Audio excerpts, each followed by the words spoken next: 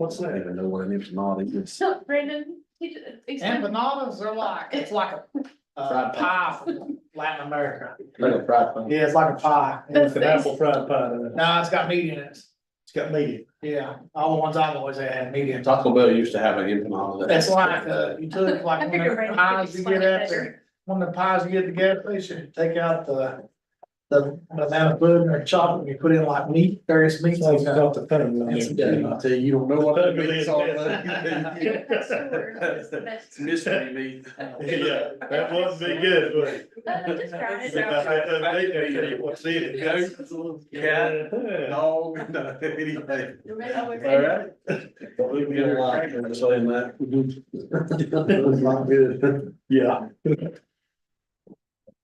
Welcome everyone, good to everybody being here this evening. Don't forget to silence your cell phones if you have one. Commissioner Roberts, if you could lead us in the invocation. Absolutely. Our most kind of gracious Heavenly Father, Lord, we thank you for this opportunity to come together once again, Lord, and discuss the county's business and what's taking place, Lord. I pray, Lord, you be with each and every one of us when we make decisions. I pray, Lord, you be with each and every household represented here. Lead, guide, and direct us. I always pray in Christ Jesus' name. Amen. Amen. Commissioner Hartnett, please. Attention, salute, pledge. I pledge allegiance to the flag of the United States of America and to the republic for which it stands, one nation, under God, indivisible, with liberty and justice for all. Yes. Everyone, please make yourself aware of the ethics awareness and conflict of interest reminder. Do we have any? Conflicts of interest? This evening? Make a motion that we, adopt the agenda. I hear a motion to adopt the agenda. Do we have a second? Second. All in favor, vote the usual sign. Motion carries. Next item on the agenda is the approval of the April or August 5th, 2024 minutes and the closed session minutes from February the 12th through May the 6th of 2024. I'll entertain a motion to approve those if you guys have had a chance to read through them. So move. Second. All in favor? Motion carries. Next item on the list this evening is the director's update.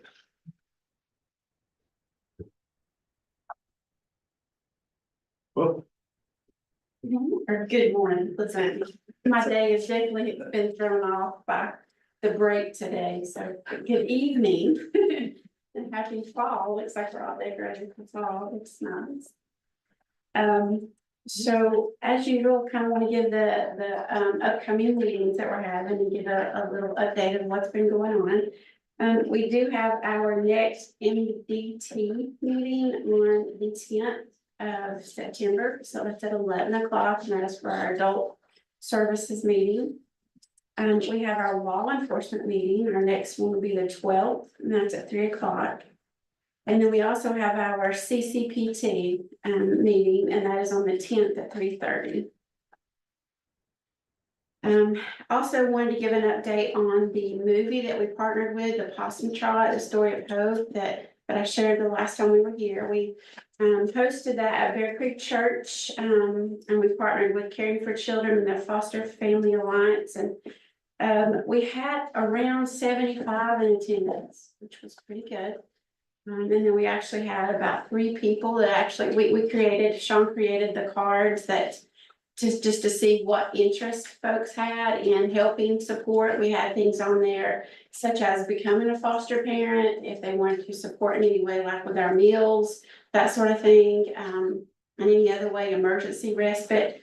And we had that on a little card, and people could check that to see if they were interested in helping in any way. And we had about 3 people out of that 75 to fill out the card. So that's a few contacts for us.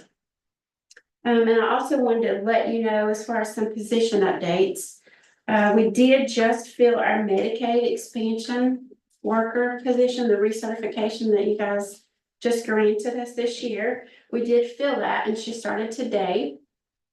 And we were very lucky to have her. She's a worker from Avery County who was doing it already, multiple programs, so we feel blessed to have her join our team. So should be minimal training, we hope, and she should be able to pick up pretty quick. What's her name? Her name is Heather Deans. She came to us from Avery County. We also filled 2 of our social work positions. They started today as well, so we had 3 newbies today. Glenda's been busy with some orientation, so that was good. We are continuing to interview for our on-call position that we have vacant.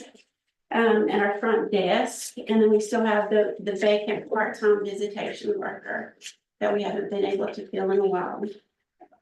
But we're still interviewing as much as we can. We're trying to find a perfect fit for the agency. You said that out of the, you said you had the 3 social work positions. We filled 2 out of the 3 vacant positions. One is a foster care worker, one is an assessments worker, and the other one that we still have vacant is our on-call. And the on-call, is that the position vacated by Greg? No, Shedrick. Okay, gotcha. And Greg's position was the foster care. Foster care, gotcha. How's the hours work on that? Okay, somebody out there listening, I know the on-call worker has some hours that are not your usual office hours. What the hell the hours work on that? Can you- So we have 2 on-call positions, and one of those is on the weekend, so that starts from like Thursday evening through the weekend. And then the other one that we have vacant right now is Monday through Thursday, kind of a few hours on Thursday. So it's 10-hour shifts that they, From when the agency closes to when it opens that. 2 to midnight, I believe is what it is, and then they carry the phone with them, they make sure they're available, and if they have to go out after midnight. And it's just primarily investigations. Yes, on call. So anything that happens between the hours of 2 and 8 the next morning, they're Mhm. pretty Yeah. tough job, set up a tough job to fill. Yes. Currently, our social workers are doing it, taking turns rotating this day. We can get it filled. We have some nice leads, so.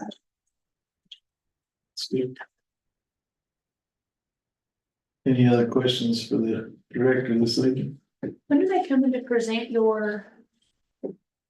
I've been emailing them. The thing is trying to get a director that serves on that board that's free to come.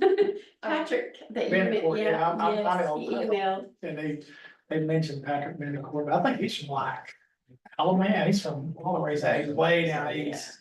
Yes, He's so not. they're still, I was just emailing with them last week about that, so hopefully soon. Okay. Will that be in a DSS meeting or a? I guess whatever. I think that's what they want to do. I would think it would be DSS, I didn't. Yeah. I'm hoping it's soon.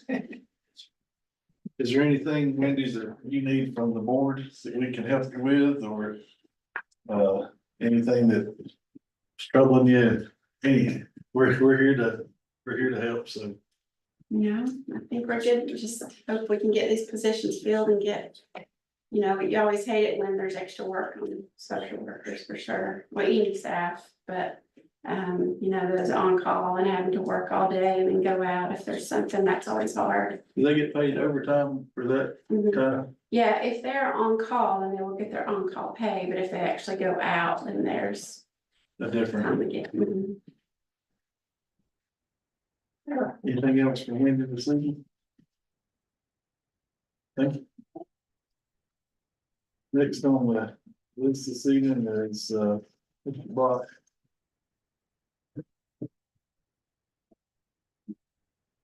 Good evening.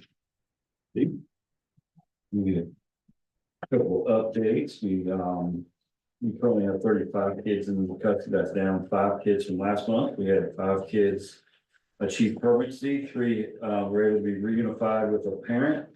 And then we had 2 that were closed out in guardianship with a relative, so we got permanency for some of those kids. We also had a child that that is now free for adoption, is in a pre-adoptive home, so we're working on that. So we currently have 7 kids available for adoption. And our foster care licensing, we have 4 families in the licensing process. They're at the very end of that process now. And so that's being finalized for them, and so they should be rolling probably within the next, I would say, probably 60 days. They will be active foster parents most likely. And then we did one of our respite foster homes. Were not able to continue to provide services for us. They were dealing with some medical challenges and just couldn't at this time do it. So they chose not to, they just worked out their license. They just didn't renew it. So those are kind of the numbers we have right now for that. For So I'm not to interrupt you, yes, but to interrupt you, 7 available for adoption. So does that mean that those folks, those kids are currently in a foster placement or are they just, we're. so those kids have the parental rights have been terminated for those kids, or the parents have relinquished their rights to those 7 kids. One of those children is in a pre-adoptive home, and the adoption home study was completed. We've had the adoption committee meeting, and so the paperwork is just it was being submitted in order to finalize that. So for that child, that's a kind of a fast track situation for that kid. For the other 6 kids, they're in different situations. Some of them are in therapeutic placements, trying to get stabilized in order to be adopted, get to a place where they're adopted. We have a couple that have stabilized, and we're actively looking for homes for them. But the children get a little older once they get, it takes some time, and some of our kids, they have a lot of trauma. So it takes a couple of years sometimes for them to actually get stabilized, multiple placements. And so unfortunately, people are looking for kids to adopt. Some of these are the older kids with a lot of history, and when you read their history, it can be, so trying to find those homes become very difficult, and that's kind of where we're at right now. We do have, a couple that are older kids that are in placements that are looking at adopting them. So it's a mixture of things, but most of these are older kids. And so we're just trying to get them point where they can be adopted. And some of them, they're old enough where they don't want to be adopted. They have a right to say, you know what, I don't want that. Their rights have been, the parental rights are still been terminated, but that's just It's not a tough situation. I couldn't imagine. If I come to you today and I said, I want to adopt a kid, how long does that process take? I mean, It also depends if they want to be adopted. I mean, if you come and say, hey, I'm interested in one of those 7 kids that we have, we'd have to do a home study. We'd have to do that process. So I would say that you're probably looking in the ballpark of probably 3 months. I think, with our, within our system, that we could expedite that process pretty quickly and do what we need to do. And I would think that It's not as bad as I figured it was 3 months to do the home study, and 6 months once the child's placed. right. So you have You're looking at the at least placement a year part of it. to- So I mean, that's kind of what I figured. Yeah. yeah, there's the post, so to get through the home study, get the background checks, get everything cleared, okay, and then do the visitation where we transition that child, get that child to know that person. We just don't like you to show up at the doorstep and go, here's your kid. We kind of have to do a transition, and help that child transition into that home. And then once that child's in your home, then there's a 6-month waiting period until that it can be finalized. But that child can still be in that adoptive home and be adjusting to that adoptive home while we're through the finalization. But those individuals have to be going through the foster parent process before, correct? Before the Not- 3-month home study and all that? Yeah, so we do the adoption home study. So a parent doesn't necessarily have to become a licensed foster parent, but they do have to do the pretty intensive home study process, the background checks and all those things to go through that. And that does take some time to get all that put together. We have to send it off, then we have to get it back from the state, fingerprints, all those things. So everything takes time, and sometimes we're relying on other people, particularly at the state level, before we can move forward. So it's a combination of things, and there's always things that unexpectedly come up and things like that throughout the process, but you know, we have a really good team that, and Don is awesome with getting that process, getting people through that process. Well, thank you for the information. I'm just curious. So you put your name in the hat? I can barely handle it. One, that's, thinking about many others, I tip my hat to anybody that's got more than one, sir. So we're looking at calls that came in August, I mean, and, we've been, in August. Hard to believe we're in September. So for the child services, we had 23 calls in August. 12 of those were accepted, for assessments or investigation, and then at the end of the month, we had 11 still open, in that process. We have currently 2 families in-home services. And then shifting to APS, we had 8 calls, 5 of those were screened in. We were providing services for those families. There was 4 families that were receiving case management services, which is the 204, and then we had 4 families that were still in the assessment process after for August. Special assistance, we increased that to 3. We like to serve more individuals than that capacity. The biggest thing that is a disqualifier is income. People just be over that line a little bit, and disqualify them, but we were able to get another one of our residents into that. Payee, we're at 13, guardianship, we're at 13. And we have 1 open, assessment on one of our facilities. And then with work first, we had 7 applications and then 1 for ongoing services. So let me ask you a question on the, when you receive a call concerning a young person, what does that process look like? What do you do after you receive the call? Do you go out and visit the family? Guide me through the process when you receive that call. So we receive a call, an intake, what we call it intake. So we take that, gather that information. The packet is 19 pages. And so ours is in the computer system, but it's still basically the same amount of paper, you know, in a sense. We don't actually do the physical paper. We use CWIS, which we put all that information into the computer system. That intake is taken. It is then screened, what they call screened. That means does it meet the statutory requirements to be accepted or not? So if it does meet those statutory requirements to be accepted, we call it screened in. So that report, that phone call is accepted. It's then based upon the nature of the situation that's being reported, it's either a 72-hour response, a 24-hour response, or an immediate being within 8 hours. The supervisor makes that determination as to, okay, what level of response time is it? The state has some guidelines to that. And depending on the situation, we have family assessments and we have investigations, depending on the nature of the report as well. And then depending on, you know, if it's an immediate within 8 hours, usually when we treat an immediate, we're pretty much rolling and trying to move as quickly as we can on that. You know, we're not waiting until 7 hours and go, oh, you know what, we got 1 more hour, let's get out there.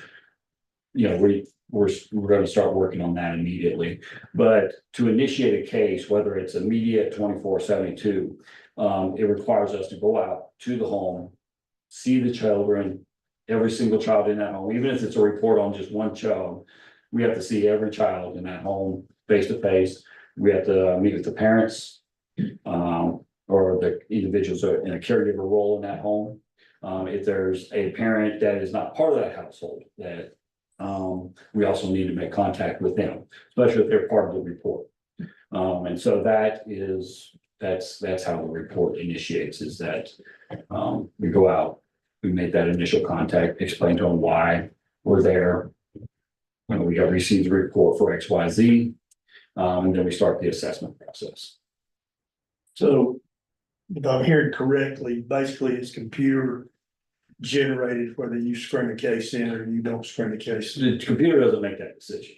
Okay. We put the intake, we just don't, we're in the CWIS system, which means we don't use a hard copy of the intake. When someone calls us, we pull up it in our computer system, we put that information in the computer system. And the whole state will be going to that computer system at some point in the future. But the computer system doesn't make the decision. It's still the social worker, supervisor, myself, sometimes even bringing in the director. And sometimes we come together as a team and we're looking, because some things are not just as black and white. Some things are very clear, other things are more in the gray area. And so we're trying to balance, you know, child protection with also, you know, protecting the rights of our parents, and we're not overstepping our authority and abusing our authority in those respects. So but it's those all decisions are made by us. Okay, All of the screens, because it's like if, then this, then this. I mean, it goes into specifics.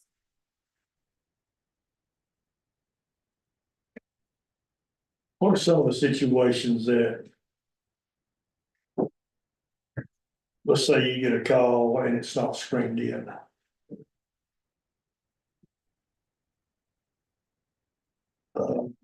You know, of course, abuse and neglect would be huge, I'm sure on that. But let's say you get a call about, the child is nasty, teachers have a concern, not enough food in the house, no running water, no heat, no electricity. Is that enough information to qualify for you to say, okay, we could possibly have a situation here? I mean, there would certainly be some more questions we want to be asking. Is that a possibility? Absolutely. You're looking at, okay, what's the child's age? What's, you know, they don't have running water. Okay, just because a family doesn't have running water, poverty in and by itself cannot be a reason why we insert ourselves in somebody's life. And just because a family doesn't have running water doesn't mean they deserve us in their house. Just because they don't have power doesn't mean, you know, I've worked with families that lived in tents, never took their kids. You know, they had a means, you know, they used coolers, they you know, had a place to bathe, you know. So again, all those situations are situational because there's so many other dynamics about, you know, how old's the child? You know, am I dealing with that? You know, am I talking about a 13-year-old or am I talking about a 13-month-old? Yeah. You know, and all those different types. So you're talking about, you're calling me in July, you're calling me in December. You know, and all those situations can shift and change just simply, you know, with other elements within those reports. So it's hard to say this, yeah, that would be an absolute screen in. There would be that, obviously there's some red flags there that we would be, our folks would be asking more questions about from that reporter and drawing those information out. That then allows us to go, okay, we do need to go out there on this. I have a 13-year-old, but the 13-year-old's developmentally delayed. Okay, that's different than a 13-year-old who's, you know, age appropriate, you know, or, you know, developmentally at that stage. And so there's all kinds of different things. If, you know, they don't have power, but then you have a child who has medical conditions, diabetes, their insulin needs to be refrigerated, but the family doesn't have a way to refrigerate, well, then that would be a concern. You know, and so there's all these different things that could, you know, that we're gathering that information. Thank you for clarifying.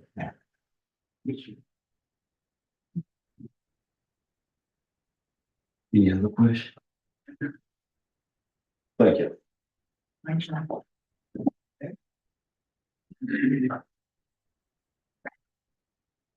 Hey. Anybody? Hope everybody is well. Had a good Labor Day weekend. Very good. It's always nice, Mondays off, right? So we're still pretty early in the year, to tell what our fiscal challenges are gonna be for this fiscal year. But we should be at 16% in our expenditures, we're at 15, running a little behind, that always helps. I was glad to see running a little under. Our revenues, there's really nothing to report, as you can see by the reports I handed out. Our July revenue for our July cost was 190,000, but that didn't hit until right around the 1st of September, so we're gonna see that post this month. Some of the high points of our expenditures so far, we're a little bit high in our overtime. The reason being is we paid our June overtime where we had a lot of challenges with 24/7 staff. We pay that, but it goes to this fiscal year. So that gets us out of the gate kind of high. The other part, any of the other accounts that you're seeing is a little high, like our computer and our dues, is because we've got those first of the year expenditures that hit right off, but we won't have them again. So NC Corels is a software program I use to do our 1571. That's about $1,800 that hits right at the beginning of the year, as well as some of those dues. Other than that, that's really the high points of the expenditures and the financial piece. Do you have any questions for me? What about guardianship health? So that always is we're not sure if we're gonna be able to recoup those funds or not. That is cost we have to pay for those adult wards that we have responsibility for as an agency and social services. With these guys, this one here, these new costs, I cannot even foresee if we're gonna be able to recoup that. So we just have to watch that. And some wards we can, it depends on what they own, the states, and what their resources are. And oftentimes it takes a few months of having them in our care before we even know that. Still real early. Last year, we watched it all year. We got it got up there pretty high. We were a little nervous, but we ended up being able to get that back down to what we budgeted, or less than we budgeted. So like I said, it's still early to know what our challenges are gonna be this year, but we have a careful eye on it. Do you think overtime is gonna be a problem again this year? That just depends. So remember last year, we started out with a low budget amount. And it looked like we were hitting off the chart. We moved some money around, did some amendments within the DSS budget, and we're able to cover those costs. But we can't foresee if we're gonna need 24/7 coverage. So that's, like I said, again, that's hard to tell what our challenges are gonna be. We do wanna watch overtime. That's a hot area. We watch real carefully, try not to let staff go over, not only because of budget, but because of burnout.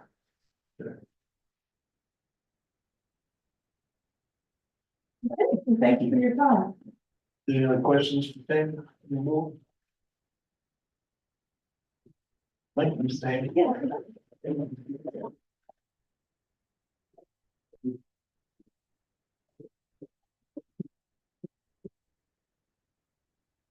Next item on here is a closed session. Do we have any need for a closed session tonight? I think, I don't know of anything. No, sir, not on my end. It's no need for a closed session. Board comments, Commissioner Goodman, No comment.